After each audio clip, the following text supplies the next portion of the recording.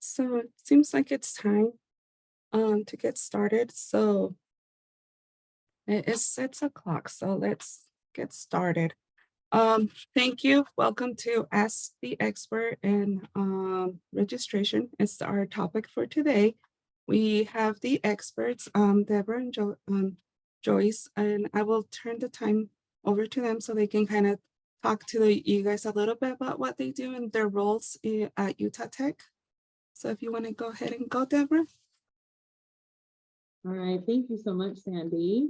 So I'm going to go ahead and in just a moment, I'm going to share my screen so that you can see we've just got a very short couple of PowerPoint slides to go over so that you all understand what advising is, how it's organized, and then we're going to talk about that registration process and how it works. And then, of course, at the end, we're going to open it up for questions for you. And also feel free if you want to put questions in the chat or different things, and we'll answer those as well, because that's really what we're here for, is to answer your questions. But we're just going to give you a little bit of information first, and then we'll open it up for questions. So I'm going to go ahead and share my screen. All right. So as Sandy said, this is Ask the Expert, and this is about academic advising at Utah Tech University. So one of the things that we always like to go over is the structure of advising here at Utah Tech, because it can be different depending on where you're going to school. So here we have what we call the University Advising Center. So this is where we work with students who are wanting to get their associate's degree, students who maybe know they want a bachelor's degree, but they're not sure what in yet. We also work with students that maybe are just trying out college. They're not sure if it's really for them, and they just kind of want to test the waters. So that's who we work with. We also have international students who are advised in our office and athletic students. So Joyce, who's on with us today, she advises for our international students as well. So we also have at Utah Tech, we have what we call program advisors. So these are typically advisors that advise for a limited number of bachelor's programs, and they also advise if you're getting like a content specific associate. So like if you're getting an associate's degree in American Sign Language, then you would see what we call a program advisor. And they're usually located out in various buildings. And we'll talk about that a little bit more later. And then we have what we call specialty advisors. So we do have a student success program, and they have their own advisors. Then we also have a TRIO program, which is kind of the extension of Upward Bound, and they're a grant-based program, and they work with their students up until they get their associate's degree. And so there could be times where you, as a student, might have more than one advisor, and that's just fine. This is our most recent picture of all our advisors. As you can see, there are a lot of us. We're very fortunate that Utah Tech really prioritizes student success, and they want to make sure that students have access to an advisor. And so that's why there's so many of us, is so that you don't have to wait so long to get in to see us. As far as our locations, this is a picture of our beautiful Holland Centennial Commons. This is where the registrar's office is, financial aid is, and it's also where our University Advisement Center, or UAC, is located. So we're actually on the first floor, which is not the main floor, which can sometimes be a little confusing. If you were to come in these main doors that are pictured here, you'd actually go down the elevator or down the stairs to see us. As I mentioned before, our program advisors are in various buildings across campus. What we try and do is place them where you're going to have the majority of your classes when you get to be that like junior and senior level. We're trying to make it convenient for you. And then TRIO and Student Success are both housed in what we call the Browning building. So they do have their own space there. They have also their own like study centers and different things in the Browning building. So we've got lots going on as far as advisement goes across campus. To find out who your academic advisor is, there's a couple different ways. So one of the easiest ways is to log into your MyUT account. and then click on your student profile page. And on this profile page, it'll have your advisor listed. You can click on a little link that'll show you like what their email is. So that's an easy way to see who your advisor is. And like I said, you might have more than one. If you're an athlete who's also a business major, you might see that you're assigned to Jacqueline Kerouac, and you're also assigned to maybe Danny Gutierrez. So don't be nervous if you're seeing more than one name, because that just means you've got more than one supporter. Other options to find out who your advisor is, you can call the University Advisement Center. We actually have a front desk that's manned from Monday through Friday from 8 to 5, and they're happy to look that up for you. The phone number there is listed on the screen. It's 435-652-7690. Unfortunately, we're not open on Saturdays or Sundays, so there's no one there to answer on the weekend, but during the week you can call in and they're happy to help you figure out who you want to be connected with as far as advisement goes.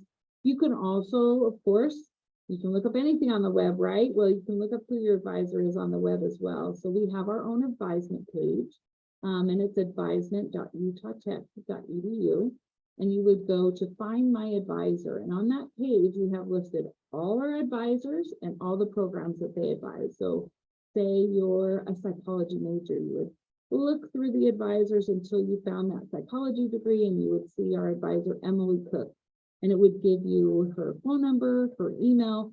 Also, it would give you a link to make an appointment with her through our Navigate Student app, which is our third way that you can actually check and see who your advisor is. You download our Navigate Student app. It's available both for iPhones and Android. And when you log in, it's going to, if you select make an appointment for academic advisement, it's going to default to your assigned advisor in most cases. We just find that it's super convenient for students to use this app to make appointments with us, to send messages to us. And so that Navigate Student app, you're going to keep hearing about it. You're going to hear about it when you come to orientation. You're going to hear about it from your advisor as well, just because it really takes the stress out of making an appointment. The app is also pretty smart. It doesn't allow you to make an appointment when you're supposed to be in class, and it doesn't allow us to make an appointment when we're supposed to be teaching. So pretty convenient that way. What I want to talk a little bit about is how we view advisement here. We really want to empower our students to blaze their own trails. And so we use what we call kind of the scaffolded approach. So your first semester, we're going to have a lot of structure and a lot of support. So what that looks like is we use what we call block scheduling to help make sure that you're on the correct path right from the beginning. We're going to highly recommend that you take a Trailblazer Connections course, and those are always embedded within our blocks. And then within that Trailblazer Connection, we're also going to assign you a peer coach or someone that can check in with you 3 times during the semester to make sure that they're just there to answer any questions and that you're feeling okay about things. Your second semester, we're gonna, take away some of those supports. So we're gonna ask you to register from an academic plan. We can, into our Trailblazer Connections will help you create that plan and think about what kinds of things go into making a schedule. If you struggled during your first semester, we're gonna suggest that you take a study skills class in the spring. And then you can continue to meet with your peer coach as needed in that spring semester.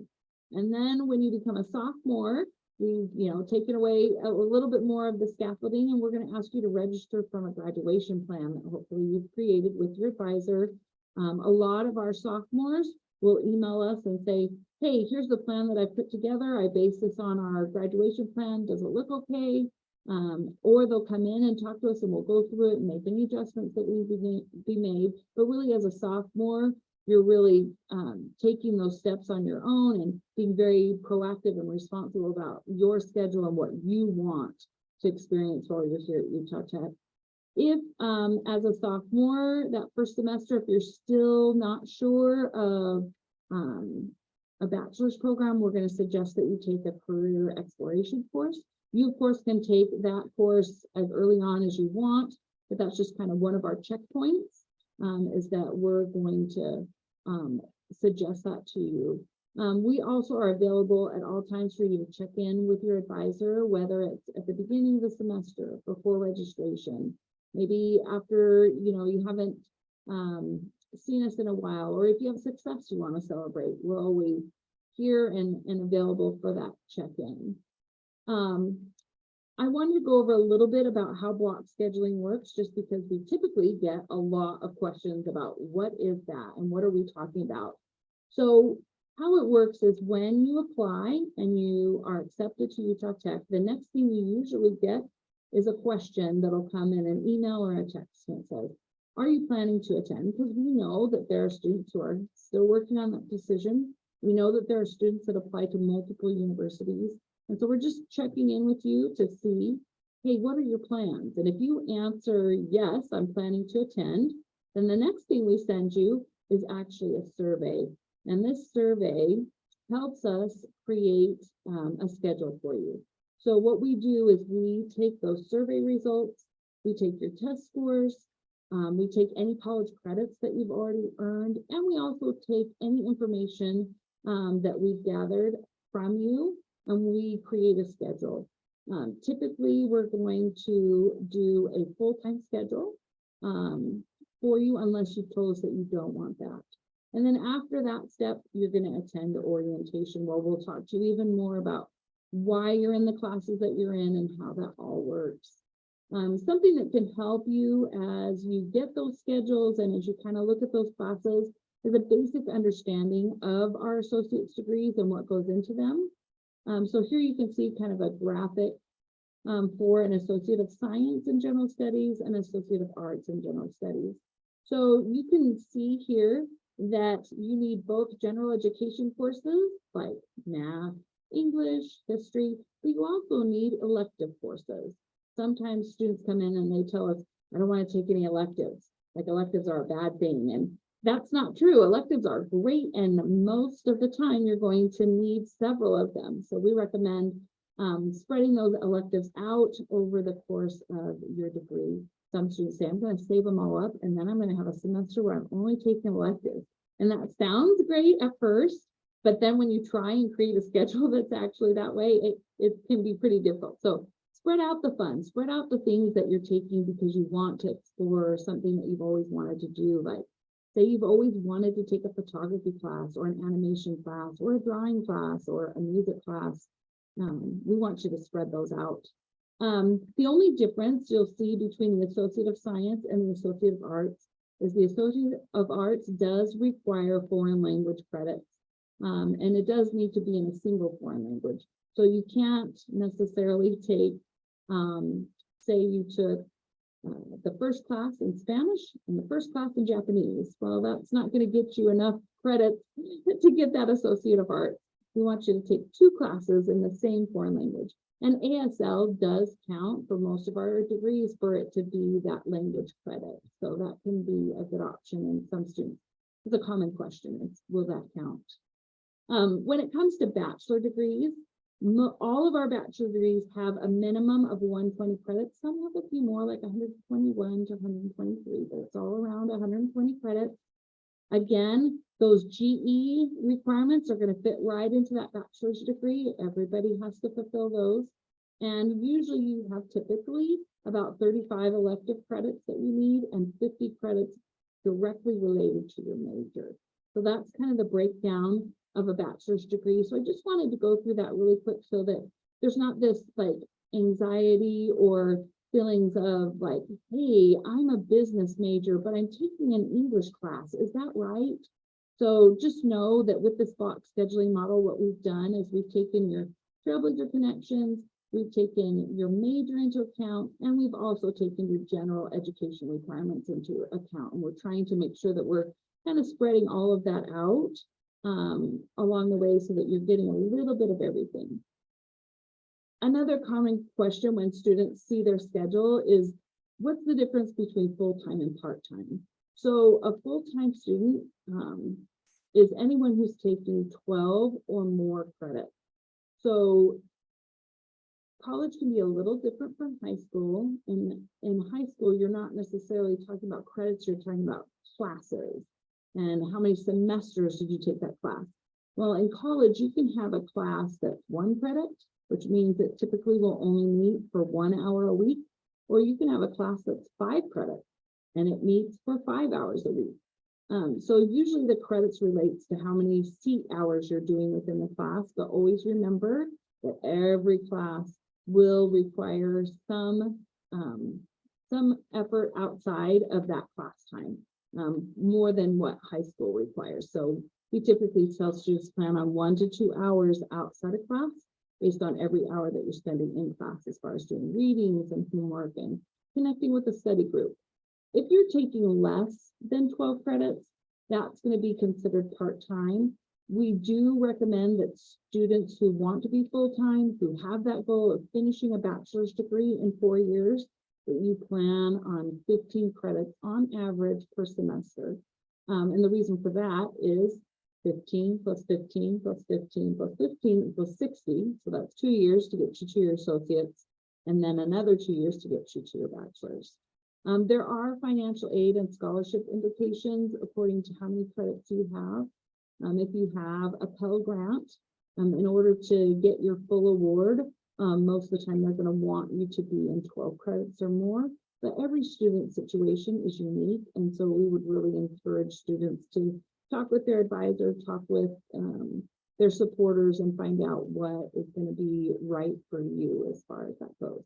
So that's the end of my informational spiel. We've gone pretty quick, I know, but I also want to make sure that we're going to get to your questions. Joyce, do you have anything to add about the things that we've kind of talked about? I think you did great. You did a good job covering everything. And again, like Deborah said, for each student, your circumstances are very individual. So be sure to talk to your advisor and let them know if you are trying to graduate in 4 years, or if you're trying to move a little faster and you're okay taking summer classes, or maybe it's okay if it takes 5 years. Just keep your communication open. Your advisor will be able to discuss the different options for you so you can make the best decision that meets your goals.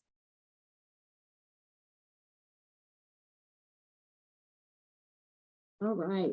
So now we'd just like to open it up for any questions that you have about registration or classes or the university. We'll do our best to answer any questions you guys have at this time, and you're welcome to put them in the chat or however you'd like to vocalize those.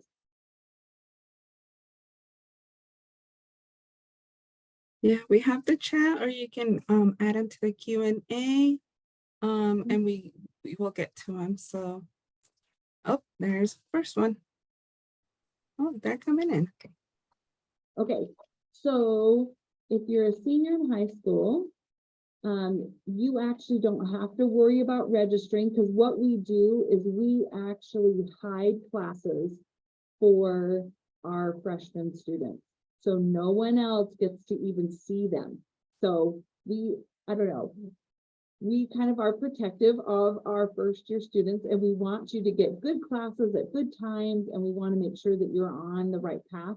So that's how we work that out, is we work with departments and we say, hey, we're going to need you to hide this many courses so that we can use them in our block schedule. So really what you need to worry about at this point is making sure that you're fully admitted and making sure that you take that fall registration survey when it comes to you in your email. And if you haven't gotten that, feel free to reach out, send us an email and say, hey, I haven't gotten the registration survey, and we can go in and we can check and we can see, are you fully admitted? We can send you the link if you need the link.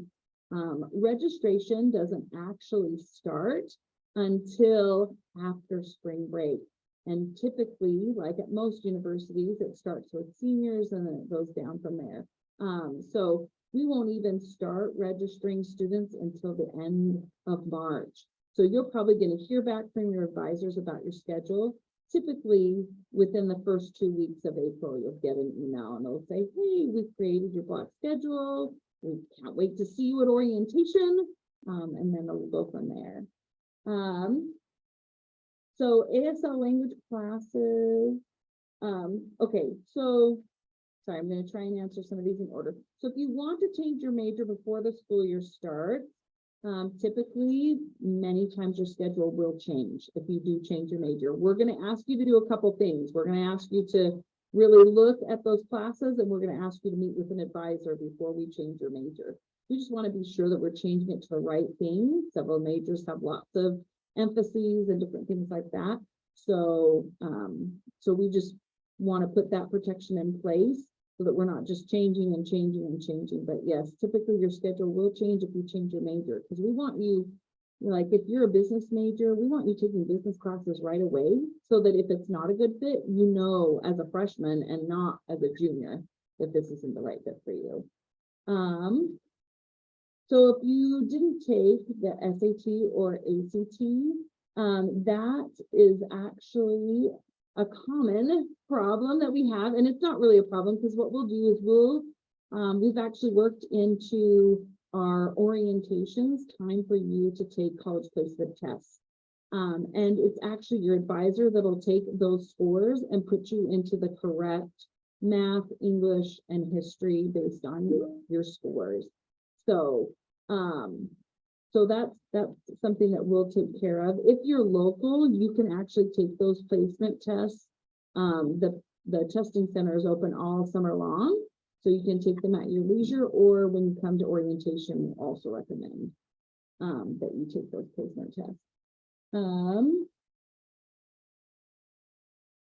So I have a question here. If you're an athlete trying to attend during the summer, how do you set up registration?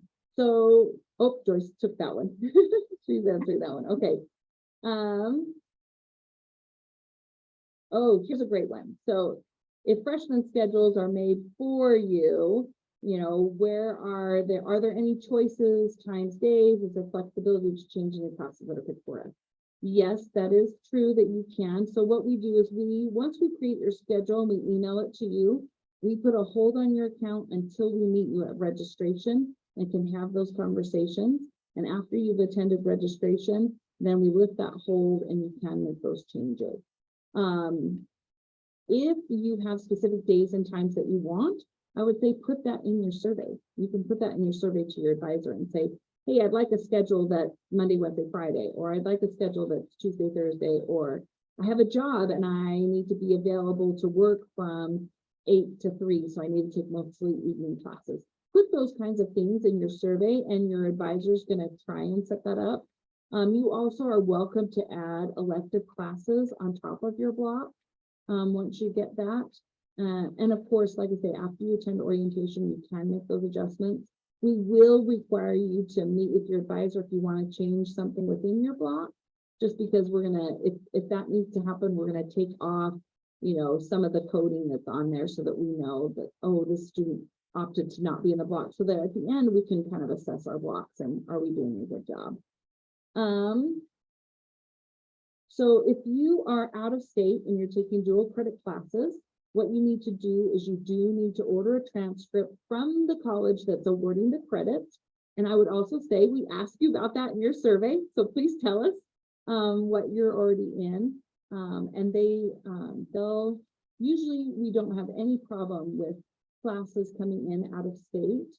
It just depends upon what they come in as and what they count as.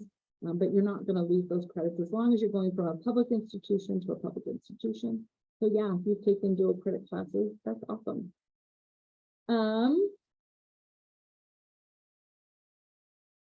So I would say, I've got a question in here. Do we need to upload our most recent transcript? I would say yes, but you want to probably wait until your grades are posted to send that to us, because sometimes students get a little bit anxious. And so they send their transcripts before they've gotten their grades for their college courses or before things have finished out. And we really want that final transcript, if that makes sense.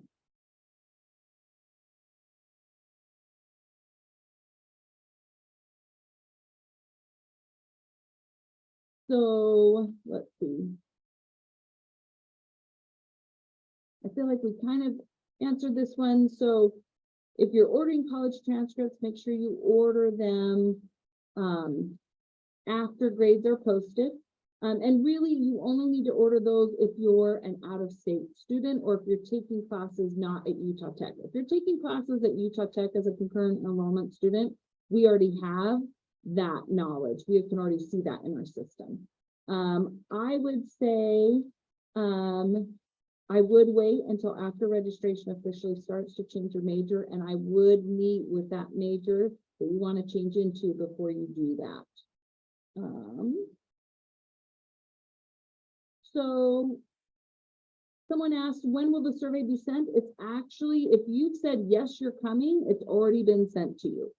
So maybe if you said, I'm probably coming, or I'm not quite sure, you might not have gotten it yet because we're waiting for that to percolate and for you to say, yep, I'm absolutely coming. At a certain point, we do start to send that survey out, even if you said, you know, hey, I'm probably, or I'm on the fence still. But that's kind of later in the summer. So if you haven't gotten it, reach out to us and then we can send you the link and we can actually change that intention for you to say, yep, I am for sure coming.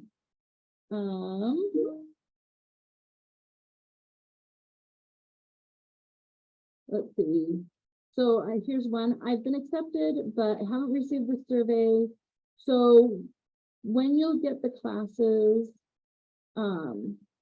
you should, if you are doing the survey now, you should get those classes within the first 2 weeks of April. So you should know really early as far as like setting up resources and different things like that. We try and be very quick about it. If you don't get it like the first week, hang on. I mean, we're typically registering about 700 students in that first 2 weeks. So we're working as fast as we can. And like I say, you don't need to worry because we've kind of like hidden some classes for you. So you should get what you need. And then, like I say, you can see about those resources, but that's the typical timeline. Okay, so we kind of went over this one. If your major has changed or what you're thinking about doing, studying in college has changed, yes, we can help you with that, but we're going to help you with that after registration starts.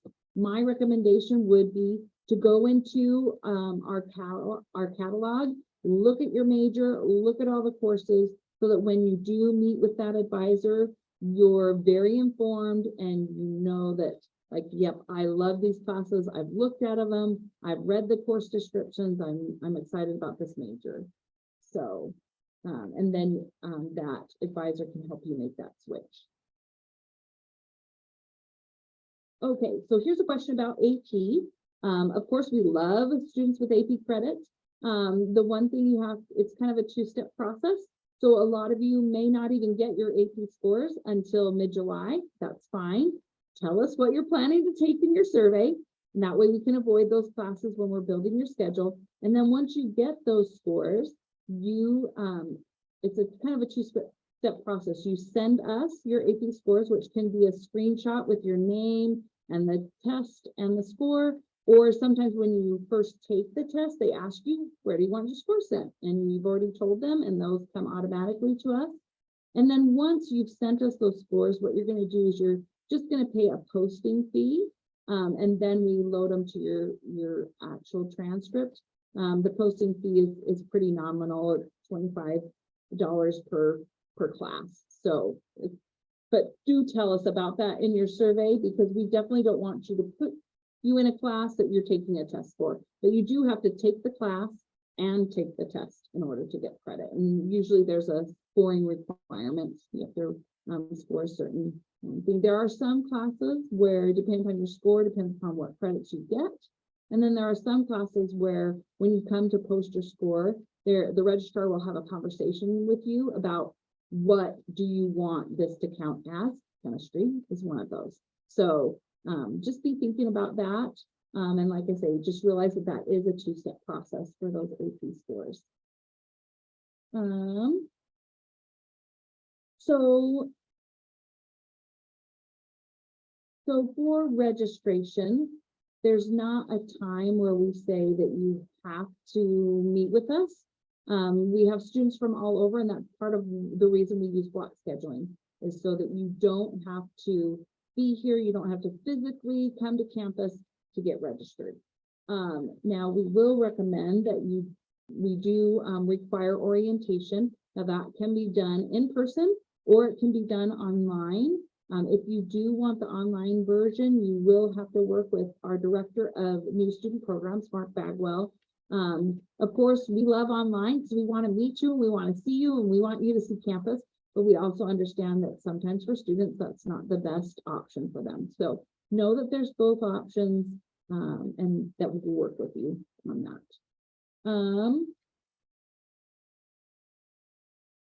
So again, your schedules will be emailed to you once they're made. Typically the one in the first 2 weeks of April. We'll send you an email. You can also look at them in your student profile. That's where we suggest that students view their schedule. As you pull up your profile, and they're all listed right there. You can also do a schedule by day and time. We love that option because it's very visual. It helps you see like, oh, this day I'm going to these places. This day I'm going to these places. It's just a really nice view within your student profile. Let's see. And again, yes, you can change some of your classes after orientation if you need to, and your advisor can help you with that, but also you'll be free to make those changes yourself as long as it's not one of the ones within our like kind of 3 credit block. But yeah, absolutely after orientation. You actually will receive your schedule probably before you come to orientation because our first orientation isn't until May. So you'll actually get to look at your schedule before you come to orientation. And we do, when we have orientation, you have a session with your advisors, and our advisors are always available for walk-ins after orientation if you want to talk about schedules or if you need help making any changes, because we really do want to support you in that.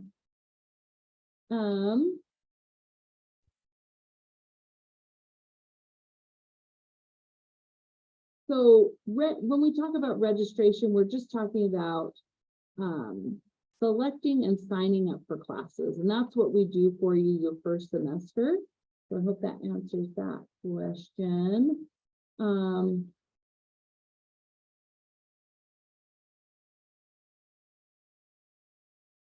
Okay, so this sounds like a housing question. So there was a question for room groups. They have started making those assignments. I know they've finished making assignments actually for all of our female students that happened today, and they've started a wait list. But I know like if you're a male student, they're still working on that. So if you haven't heard anything, don't panic. They're probably still working on that. And it kind of depends too, like, did you apply to on-campus housing? Did you apply to off-campus housing? They all have their own kind of timelines that they follow. If you're concerned, absolutely reach out, and we're usually pretty good about getting back to you with like, hey, we've made that assignment, and hey, we haven't made that assignment yet. So if you're at all concerned, reach out to us and we'll reach back and let you know what the situation is.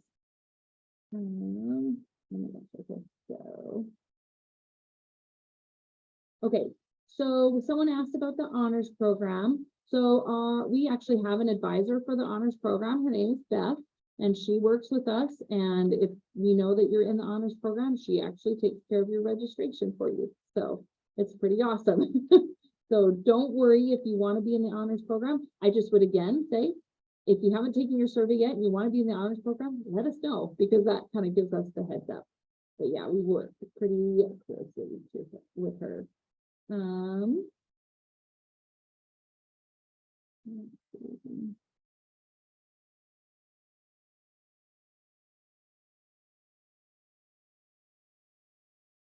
So there is a question about, can I make my own schedule?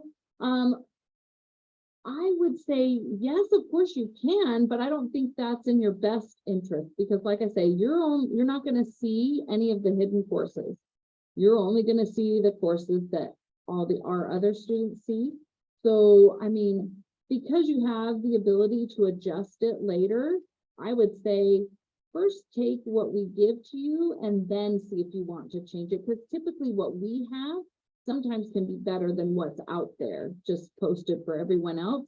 Because like I say, we we have a large number of freshmen, and that's why we do this. We typically, our freshman class makes up a huge portion of our student body. So, so yeah, you can make your own, but it's just not really recommended, actually. So your advisors will reach out to you. They're going to reach out to you when your first schedule is done. They're going to send a notice to you saying, hey, I've created your schedule. Please log into your student profile and take a look at it. I'm excited to see you at orientation. You'll also get to meet them at orientation. And then typically our advisors throughout the semester will reach out to you at least once a month. So that's kind of the minimum that you'll see from your advisor. And like I say, you can, as an admitted student, you can use that Navigate Student app to make an appointment with your advisor. So, and we do also do phone and Zoom appointments too. So if you're not local, that's not going to stop you.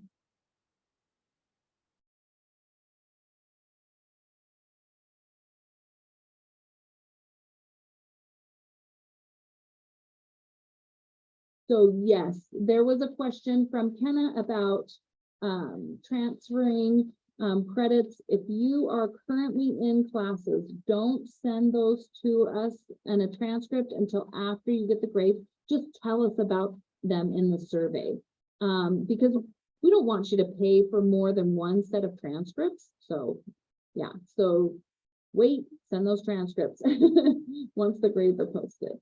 Yeah, and don't worry about the ones that you're taking through us, but like the one through USU, you do have to go to USU and ask for that transcript to be sent. Okay, I wanted to take this next question about what is readmission. So I was speaking to one of the scholarship advisors today, and she said an email went out that had the wrong dates on it. And so when students were logging in to view their scholarship, it was telling them they needed to reapply or do a readmission. So if your question about readmission was regarding you had logged into the portal to accept your application and you couldn't find anything there and it said reapply, you're actually going to accept it for the 2023-2024 school year. Otherwise, readmitting is for a student who has previously applied, they didn't attend, or it's been more than a year since they've attended. So then they would reapply to make sure all of their information is updated.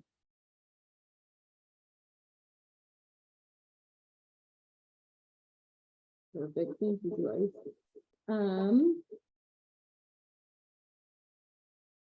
Okay, so this is a great question. One of you is asking if you've already taken the survey, but you need to add information. What do we do then? What I would say is any information that didn't make it into the survey, I would suggest just send it to advisement@utahtech.edu. And that way we can send that on to the advisor that's going to be working on your schedule. And they'll make a note of that. And then when they see your survey, they'll have that additional information.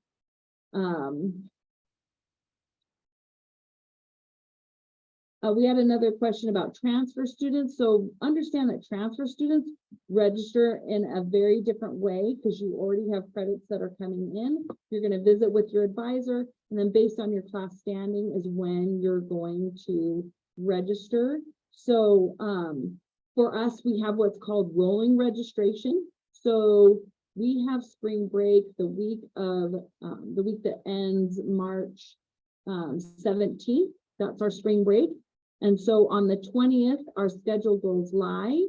And so then our seniors register that next Monday. So on the 27th is when students who have 90 or more credits can register. And then on the next day, on the 28th, it's students who have 60 credits or more that can register. And then the next day, it's students who have 30 credits or more that can register. So it's just kind of like it's going down the way. So based on how many credits you have complete is when registration will open up for you. So if you're a transfer student, like I say, it's a totally different process.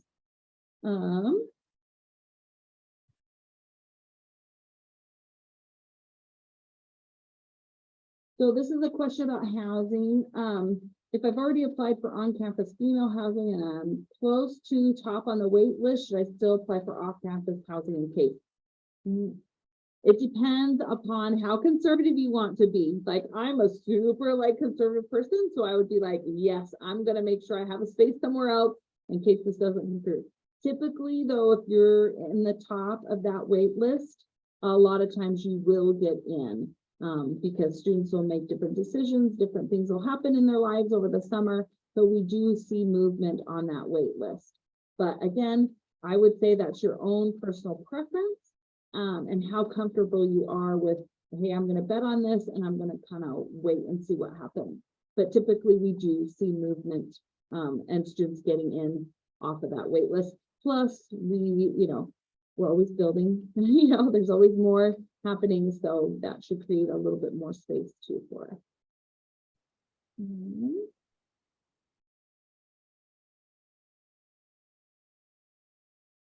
Okay, so double majoring, this is an awesome question. So yes, you can double major. The only thing, and I would definitely put that in your survey, the only thing is that you can't officially declare a double major until you've accumulated 30 credits. That's why you want to communicate that to us. The nice part is, Olivia, you're looking at psychology and criminology. There's a lot of things that are going to support what you're learning in both those fields because they're housed within the same college.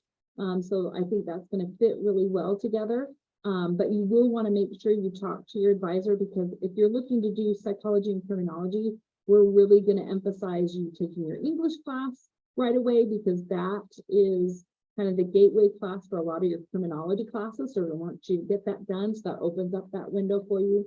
And like psychology, we're going to prioritize you taking that Psych 1010, so that again, kind of opens up all those other classes. So you can definitely be working on your dual major before you achieve that 30 credits. You just can't officially declare it until you have 30 credits. Let's see. Okay, so let's see.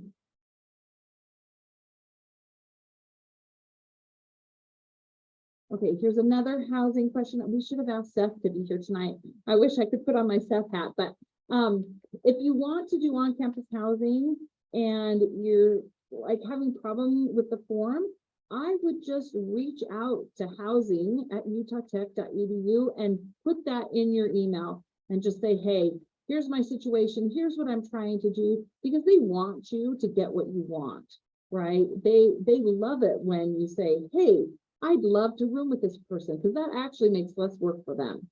So please feel free to send that to us. And even like if you can't get a response from housing, I would say even email your advisor and they can help facilitate that, because we want you to get what you want. Okay. So I don't know when the male housing assignments will be finished. I just know that they're not finished yet. We got that email today. So about the females being done. So males, I know that they still have space. So that may be what they're waiting for, is so they have more to actually assign. So it may be a little bit. Typically, I would say a lot of times we see those happening towards the end of March. Females are always first because it fills first for our females. We just have more female students than male students. So that's why we kind of get to that. We have enough females to start making assignments before we get to there with males. So hang tight. And if you're really anxious about it, feel free again to send out an email and say, hey, can I get kind of a timeline? Okay, so let's see. We've got one more.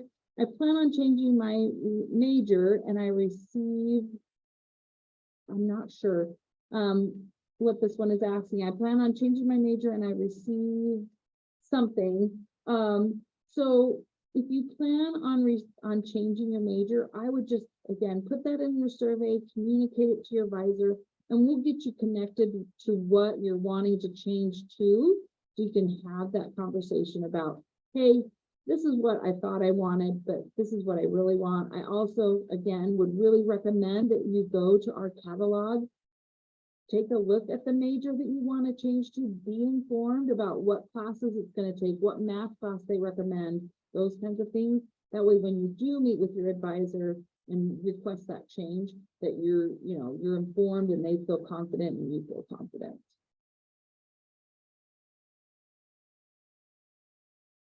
Okay, here's a good one. How do we know what specific orientation date matches our major? And how do we know what dates we'll have our major? So when you go to sign up for orientation, the system knows what your major is, and it will only show you the dates that your major is going to be there. So that's one of the nice things. For like, if you're a general education student, we're there every time, because we're the largest college. So there's most students, are in our college, and so we're there every time. But some of our smaller majors like education, math, arts, they're not there every time. And so the system will automatically kind of do that for you. And if you have a concern like, hey, I put down math, but I really want to be this, just reach out to Mark Bagwell. He's our director of new student programs, and he can make it sure that you get into the right session for orientation.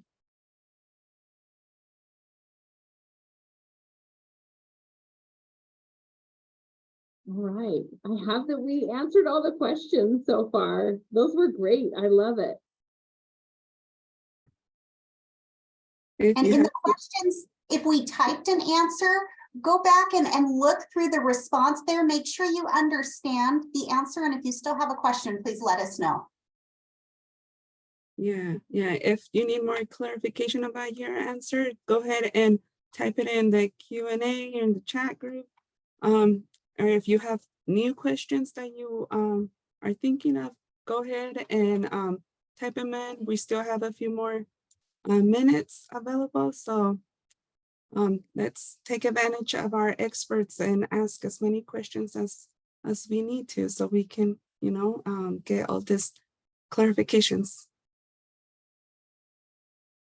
I'm going to post also in the chat, I'm going to post our advisement email. So just advisement@utahtech.edu. That's always a great one to use. So you can, here's a great question. Can we email our advisor and request an appointment? You can. I would just say that it takes longer, because if you email them and ask for an appointment, then they've got to check their schedule and get back with you based on the spaces they have at the time. And then they have to wait for you to respond to them to confirm. So if you do it on the app, it's done. You just look at, hey, these are the times that are available and this is the one I want. So that's why we recommend it.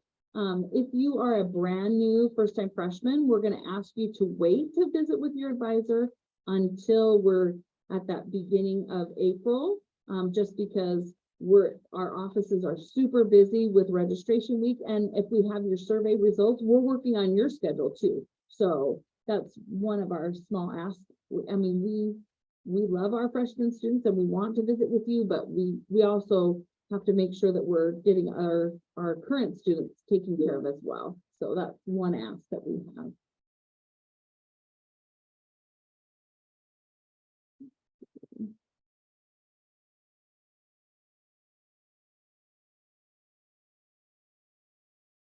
Okay, here's a great question about FAFSA. So in your MyUT account, you do have a financial aid tab. Go in there and you are going to click on your award offers, right? That is where it's going to show up if your FAFSA has gone through and they've made an award to you. Now, things like grants, I tell students, if they've offered you a grant, take it. It's money to you for schooling. You don't have to pay it back. So, but if they've offered you a loan, then I say, talk to your support group, right? Whoever that is, if that's parents, if it's a grandparent, if it's friends, if it's, whoever your support is, talk with them and just be wise about what you choose to either accept. With loans, you can accept all of it, you can accept part of it, you can accept none of it. So you've got a lot of options. And just, I always suggest that you talk with your support network and decide what's going to be best for you. Because there's lots of different varieties and those loans do have to be paid back. So we want you, loans are great. I took student loans. It helped me to finish my college degree. So I'm not against loans. I just want students to be informed and make sure that they're checking with their support network before they make a final decision on that. But that's how you can tell. The other thing I would also encourage you to do is, if in your FAFSA application, if you were interested in work study, please realize that that's based on unmet need. So even if you don't get a Pell, you might still qualify for work study, and work study positions are awesome. We hire work studies in our office. We love them. They love working for us. And so it's a win-win situation. What you want to do is, once your FAFSA, you can see that your FAFSA is completed and you're turning in your documents and things, I would say reach out to our financial aid office. And what you're going to do is you're going to work with Jasmine Reese, and she's going to look and she's going to see, oh, you do have unmet need. You do qualify for work study, and she'll help you out with getting you connected. We use a platform called Handshake where we post all our work study positions.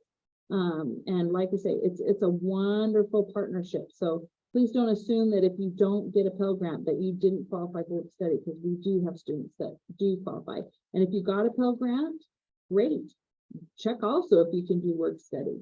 You know, those are awesome positions. Okay, let's see. There is a question about meal plan. And I'm posting the link here for the page. And you mentioned that it's not very descriptive. So the way the campus meal plans work is it's going to be part of your student ID card. So when you sign up for it, you will be going over to our Gardner Student Center and having it attached to your student ID card. And I actually use one here on campus. I just add money periodically to it's kind of the off-campus meal plan, I guess, because I'm here. Some nights I'm here late and I get hungry, and I can run over and get food at any location here on campus. And I scan my ID card. It'll pull the money from my account, but it's not charging me taxes for that. So I get a little bit of a break when I set it up on that meal plan. So you can sign up for one of the set meal plans that will give you an estimate of approximately how many times a week you would be eating on campus with that specific plan, or you can do a kind of a pay as you go and just reload your card periodically. We've got another question. Is a social security number required for college? The answer is no, it is not required for college. So we do try and make sure when you give us a social security number that we have the correct one. So if you give us two different ones, we're going to ask you which one's correct, but it is not required. So.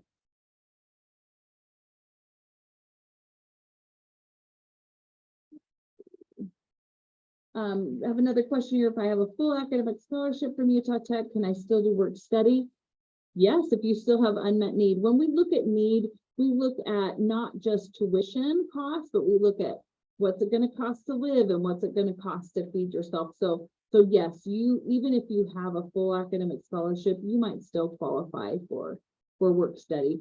Our work study positions, they don't always pay as much as, like, say, if you're working out in the community, but it's so convenient to be able to just, you're on campus for your classes, you run over and work for a couple hours, then you go back to your classes.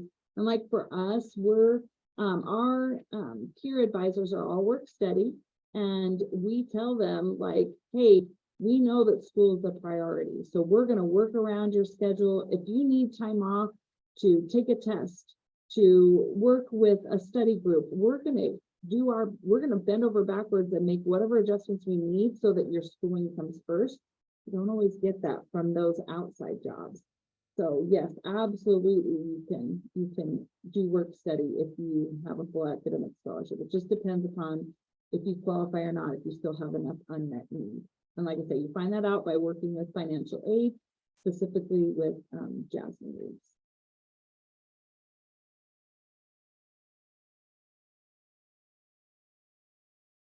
So Kenna asked a good question about scholarship funds and that release thing. It's funny, it's kind of like when you go to the doctor's office and they ask you, can we release your medical records to yourself? And you have to say, yes, please tell me what my medical tests are. Yes, that's what that fund that is asking. It's asking you, can we use these funds to pay for your college? And you just need to turn that in. So yeah, I know it seems a little ridiculous, Kenna, but it's just kind of, we have to make sure that we're following procedures and that we do have those releases on file. Great question.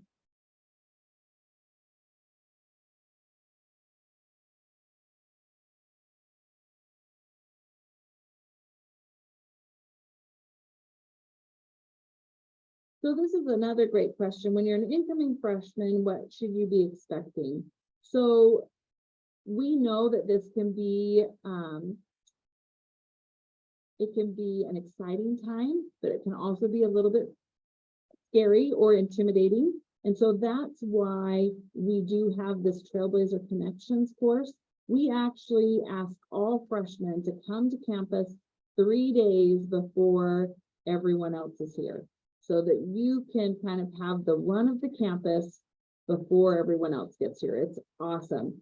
You get to, I mean, we give out some scholarships. We have the president come and talk to you. You get to meet like the dean of your college, and you're getting to meet your classmates, and we're giving you some kind of pre-semester information. Usually it's a great time had by all. And it kind of gives you that chance to kind of get that kind of lay of the land and know what the expectations are and feel a little more comfortable.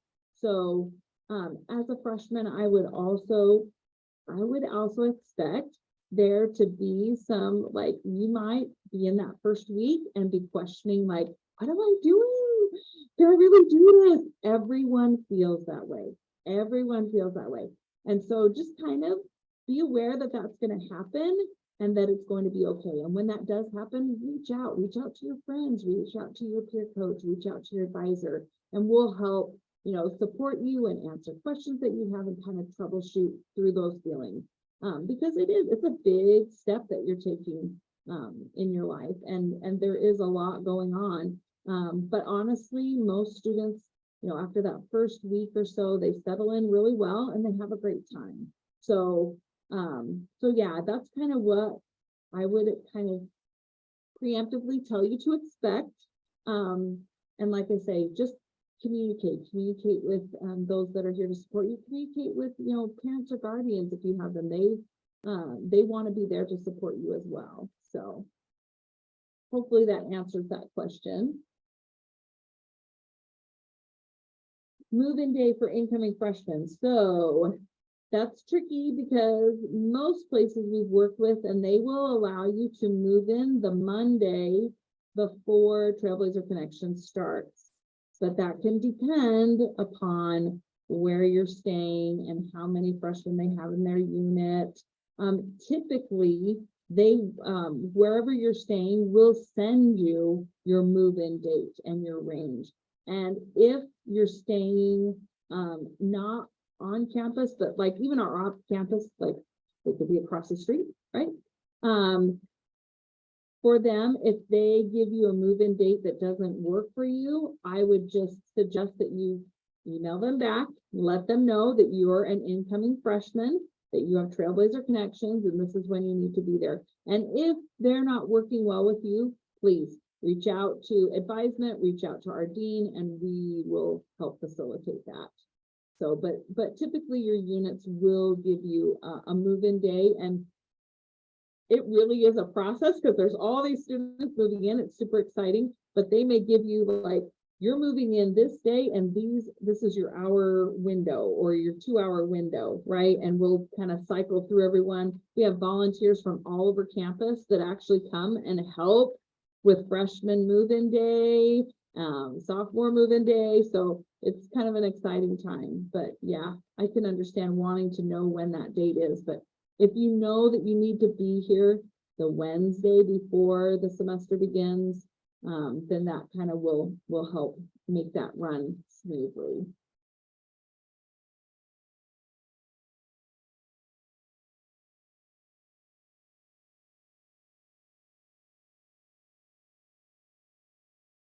Like there's no Alright. questions. We have about a minute more to go. If you have more questions, we have like a minute or so, so you can just put out on the Q&A. We have had great questions though, and great answers from Deborah and Joyce. So it's been great. I think lots of clarification. Oh, looks like there's one. Here's one last question. So we will automatically put you into the Trailblazer Connections course as a freshman, because it will be part of your block. Now, if you have a concern about that, I would visit with your advisor. It is an elective course. Typically, though, we see students that take that class have so much more support and confidence as they move through that first semester. We highly recommend it, and that's why we put it in those blocks. A lot of our Trailblazer Connections are taught by, some of our top faculty and our advisors, so we want to get you connected with them right away.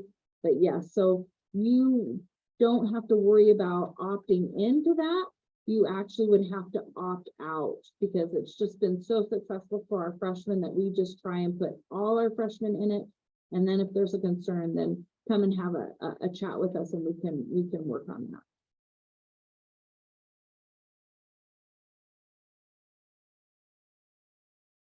Alrighty, it looks like we ran out of time. Thank you so much for everyone that attended this webinar, and thank you for to our experts for helping us with this and answering all those awesome questions that the attendees were asking. And also, just so you guys know, we will be posting this recording later in a few days, either the end of this week or beginning of next week in our YouTube channel, the Utah Tech YouTube channel, so you can see it there or share it with friends. So that way, if you miss part of it, or you know someone that might need some information, you can just share it with them. So just know that that will be available later this week or beginning of next week. And like I said, thank you so much for attending. Thank you to the experts for helping us with this. We really, really appreciate it. And you guys have a good night. Thank you.